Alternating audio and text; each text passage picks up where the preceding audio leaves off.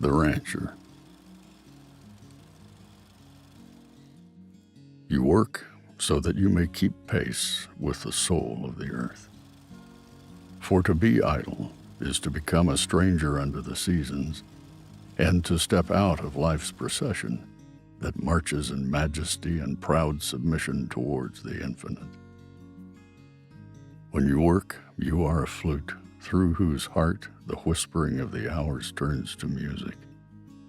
Which of you would be a reed, dumb and silent, when all else sings together in unison?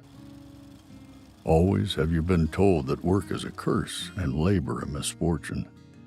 But I say to you that when you work, you fulfill a part of earth's furthest dream, assigned to you when the dream was born. And in keeping yourself with labor, you are in truth loving life. And to love life through labor is to be intimate with life's inmost secret.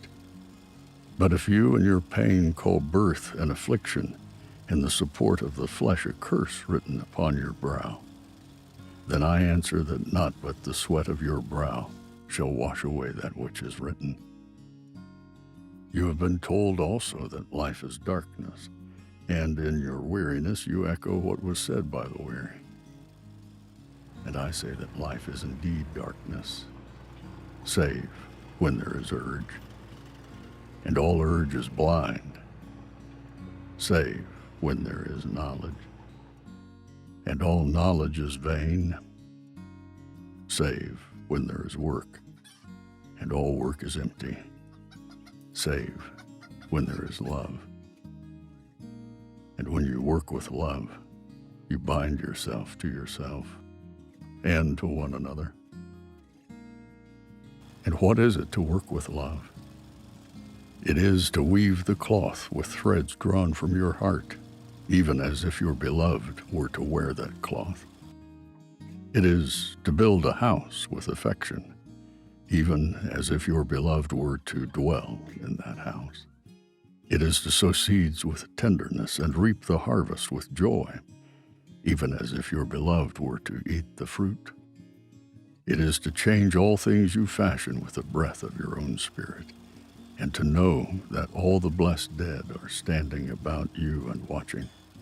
Often I have heard you say, as if speaking in sleep, "He who works in marble and finds the shape of his own soul in the stone is nobler than he who plows the soil. And he who seizes the rainbow to lay it on a cloth in the likeness of a human is more than he who makes the sandals for our feet. But I say, not in sleep, but in the overwakefulness of noontide, that the wind speaks not more sweetly to the giant oaks than to the least of all the blades of grass. And he alone is great who turns the voice of the wind into a song, made sweeter by his own loving. Work is love made visible. And if you cannot work with love but only with distaste, it is better that you leave your work and sit at the gate of the temple and take alms of those who work with joy. But if you bake bread with indifference, you bake a bitter bread that feeds but half a person's hunger.